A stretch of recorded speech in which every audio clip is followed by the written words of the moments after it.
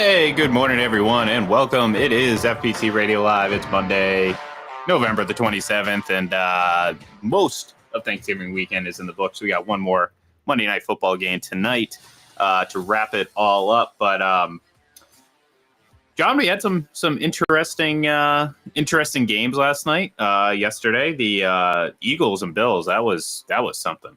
My guy Jalen Hurts coming through for me late in the game. He's on my fantasy team. I'm just rolling towards the playoffs right now. If you remember earlier in the season, I was really down in the dumps about my fantasy team. Remember that? Things have been looking up for me as of late, so I'm pretty happy about that. But yeah, no, it was a fun weekend. I mean, there was some. I don't want to say good football because I think there was a period of time during the 1:00 games where we didn't have a touchdown for like an hour. But we saw there were some really entertaining games, and ones that kind of really lived up to the hype. I'll say this: the Texans Jaguars game that was very refreshing because obviously I was not necessarily rooting for the Texans. I thought the Texans were going to win, but I thought we saw a really good divisional matchup of the two best teams in that division. Look, I'm not going to back off what I said last or just the other day. I still think Houston's a better team. Unfortunately for them, they came up about an inch short of sending that game to overtime. And give credit where credit's due to Jacksonville. I think they staved off the Texans' ascension for just a little bit longer. But that was a really entertaining game, and like I said before, that Bills and Eagles game was fun.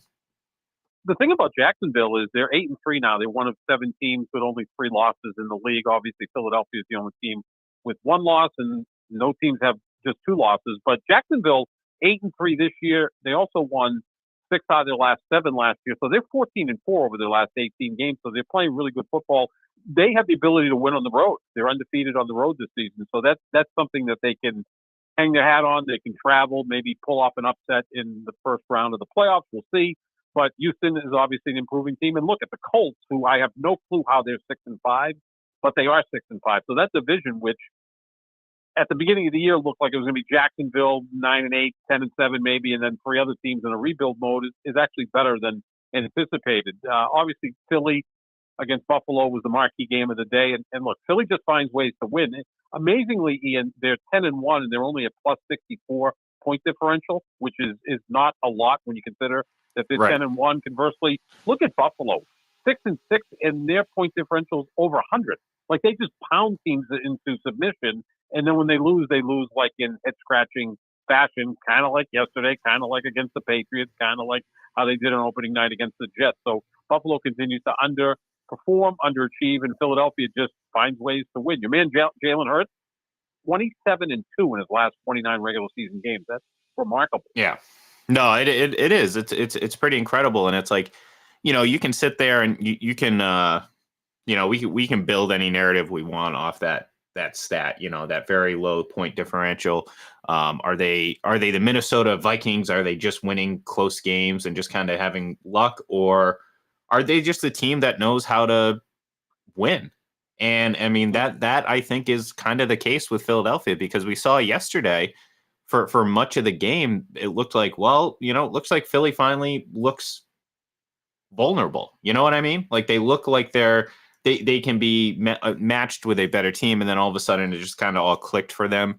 And look, it's no easy feat to do that. I mean, they were down pretty early. Buffalo is a good team. I mean, relative to this season, yeah, they're a good team. I mean, there's not too many great teams out there, so Buffalo certainly falls into maybe that second tier. You come back, you have that win. That's impressive, John. And like I said, I mean, Jalen Hurts was kind of the focal point of that comeback. 3 touchdowns.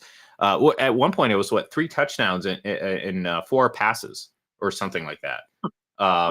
Towards the end of the game, and like I said, I mean, trust me, my fantasy football team appreciates it. I don't know if I necessarily needed that, but it makes my my victory come one day earlier, because there's literally nothing Cole Kmet could do aside from turn into Gronk times 3. that could make me lose this matchup. So yeah, I mean, look, very impressive from the Eagles. They kind of again just not reasserted themselves, but just continued to just say, hey, you know, we're you know, everyone talks about the 49ers, including us. I mean, we're gaga over the 49ers, John, but you know, maybe we should be equally as gaga over the Eagles, because every time we think they're down and out, you know, they usually come up with a win in the win-loss column. Yeah, I mean, your fantasy team, obviously, after a slow start, now rolling, you're the Denver Broncos of fantasy football, right? Like, you're just heating up at the right time. Maybe you're going to sneak into the playoffs and very dangerous. But as far as Philadelphia and San Francisco, they're playing this week. You know, that's going to be a huge game. If Philadelphia wins and they're at home, they pretty much secure the 1 seed in the NFC, because they'd have a 3-game lead over San Francisco, a 2-game lead over Dallas, and they would hold the tiebreaker over both those teams at this point. So it's a huge game. It's a statement game for San Francisco, revenge situation for the 49ers, who lost the NFC Championship game in Philadelphia last year. Those appear to be the 2 best teams in football, right? I mean, I think you could throw Baltimore in there as well, because, again, I'm talking about point differential. Baltimore is plus 100 and change as well, and they have a really good defense, and their offense has shown a lot of promise. And throw Kansas City in there, because they are the defending champs, and they're another team, kind of like Philadelphia. They find ways to win, but that's going to be a sensational game this coming Sunday when San Francisco visits Philadelphia. That could be an NFC Championship game preview for sure. Well, I mean, that's the 1 seed, right? I mean, you're pretty much you're determining. I know it's, you know, there's still a handful of weeks left, but you know that's you know, there's not that many weeks left, and you can't imagine either team would lose enough for the other to overcome, especially if the Eagles win. I mean, that you can. I mean, if the 49ers win and now all of a sudden it just muddies the water a little bit, and they have that head-to-head in their back pocket, which again, that'll go a long way, no doubt about it. But you know, if Philadelphia wins, I mean, you can pretty much pencil them in as the 1 seed in the NFC, because that would give them a pretty significant lead over the 49ers. Although at the end of the day, I don't think anyone's going to sit there and if they happen to meet in the NFC Championship game, even if it is in Philadelphia, I don't think anyone's sitting there saying, oh, you know, the Eagles are going to be the prohibitive favorites. They're going to sit there and say, oh, this is going to be a great classic matchup. But yeah, you know, the Eagles go out, they win that game. Again, I mean, we're talking about narrative. You go out, you win that game, you say you do it somewhat convincingly. You know, Jalen Hurts, you know, here's the thing. Like we've been talking about like this MVP race for weeks now, and we don't have an answer. Last night certainly went a long way for Jalen Hurts to help separate, you know, because like he's been the betting favorite for a couple weeks now, I believe, or at least in most situations. But you know, again, I agree with most people, and it's like, yeah, it just doesn't feel. I mean, none of these guys necessarily feel like MVP. You know what I mean? So this isn't a knock on Jalen Hurts. It was just like, okay, you know, he's having a really fine season, but it kind of felt like as good of a season as he's having. It's just, okay, they have the best record, so he's the quarterback on the team with the best record. Last night was an MVP performance, John. Like I said, three touchdown passes late in the game. You lead this comeback back and forth. You have a hand and a leg in quite a bit of what happens on the offensive side of the football. Last night was I think you can comfortably say the first time a player really started to maybe separate themselves, because we had been talking about CJ Stroud, but you know, he'd been kind of working from behind. You know, he wasn't in the lead, and he wasn't just waiting for a couple of good games to separate. Like, he had to have some really good games just to get in the conversation, and I still think he should be in the conversation. But Jalen Hurts, as the betting favorite, as kind of a decent favorite, regardless of what the betting odds say, went out and had a MVP-like performance against, again, a team that may end up missing the playoffs. But I don't think anyone sits there and thinks Buffalo's a bad team. Are they a great team? I don't think that's the case yet, but we'll see. But anyways, I thought that was an MVP-like performance, and one that you follow that up against a big game against San Francisco. I mean, you might as well pencil him in as your MVP, for the final few Yeah, weeks of the he's season. clearly the favorite now because Philadelphia's 10-1. That was the 425 national game. So Yeah. most of the country saw that come from a 10-point deficit coming from behind in the fourth quarter. This MVP race reminds me a little bit of the 2012 Republican presidential primary. Like one day it was Mitt Romney, the next day it was Herman Cain, then it was Ron Paul or Rick Santorum. I know I'm really boring the hell out of people with this comparison, but that's what it felt like. And then finally, Mitt Romney took hold, kind of like I think Jalen Hurts may have done yesterday. And again, if he goes out and puts up 30 points against that San Francisco team and secures that number one seed, he'll be the clear favorite to win MVP. Yeah, and that's what I'm saying. When it comes down to when push comes to shove, that's going to be the biggest thing. It's like this week when it's like when if you can go out and have that game, you can pretty much lock it up. So, oh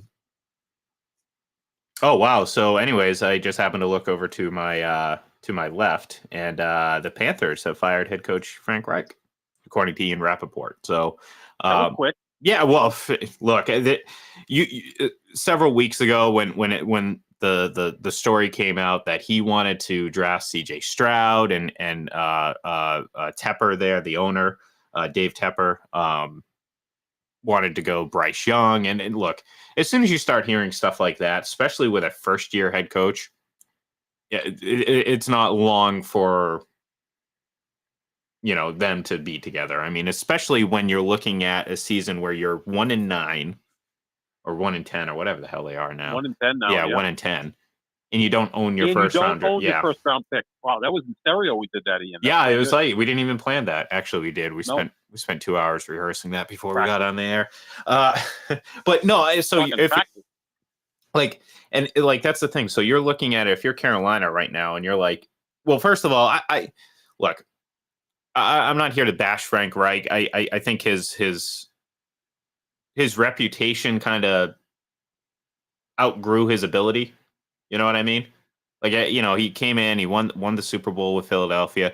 Like I said, there's two things, John, and you talk about it all the time. The coaches that elevated and got their careers going because of Tom Brady, and conversely, the coaches who beat the Patriots, or in some cases quarterbacks, who see their reputation balloon past the point of their abilities. And I think that's what happened to Frank Reich. So guess what? The Eagles beat the Patriots. They had the Philly special.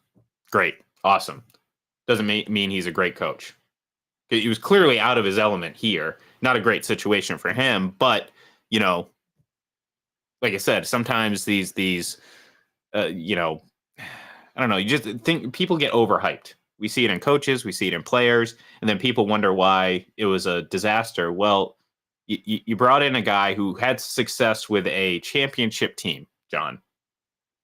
That's awesome, and I'm not saying it's easy, but goes from having a championship team that he took over to a team that is absolutely in the dumps.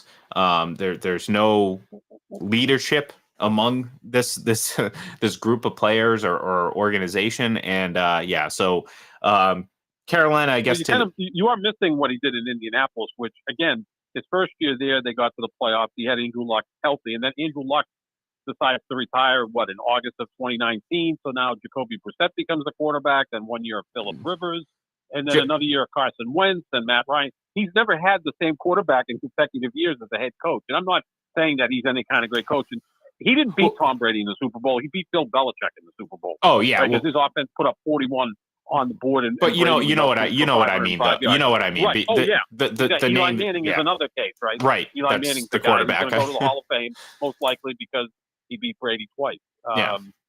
But and to me, it was more about Tom Coughlin and that defense beating Brady than Eli Manning. Oh, sure. Their defense was really good to Eli's credit, I mean, especially in Super Bowl 46, that throw to Mario Manningham, I think, is one of the best throws you're ever going to see in a Super Bowl. I mean, Yep.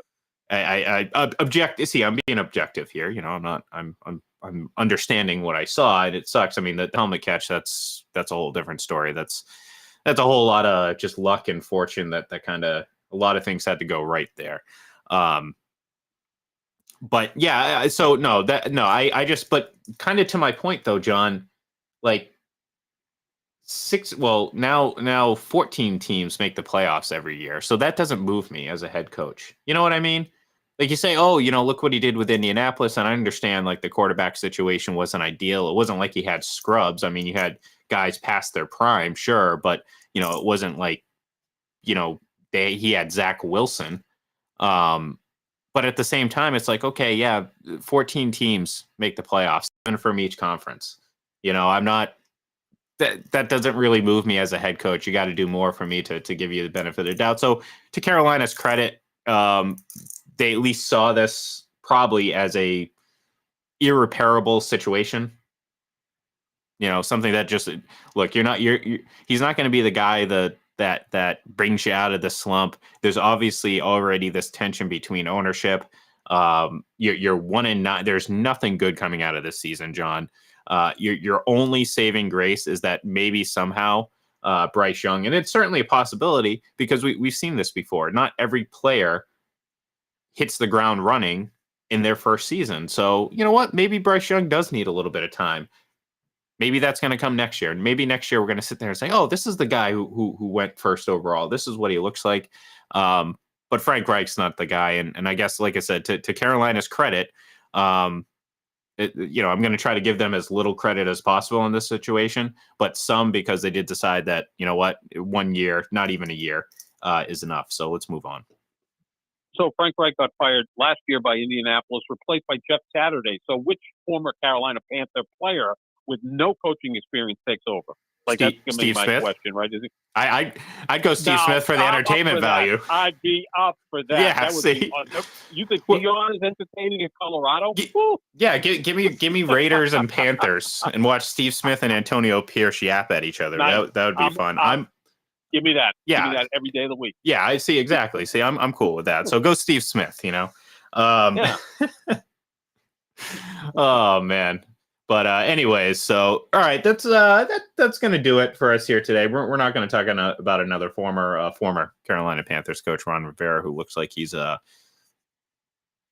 kind of on his way out as well. But we're gonna start seeing those things. I think much to the chagrin of some Boston media, though. I do not think Bill Belichick is one of those guys. But that's something we can discuss tomorrow. So, anyways, thank you everyone for tuning in. We'll be back, like I said, tomorrow to wrap up Monday Night Football and talk more about whatever the hell comes across our mind. Maybe, hey, John, you know what? Since it's being rehashed again, maybe we'll talk about the AFC East over the course of Tom Brady's career. Maybe we'll do that. So, all right. Thank you, everyone, for tuning in, and we'll talk to you soon.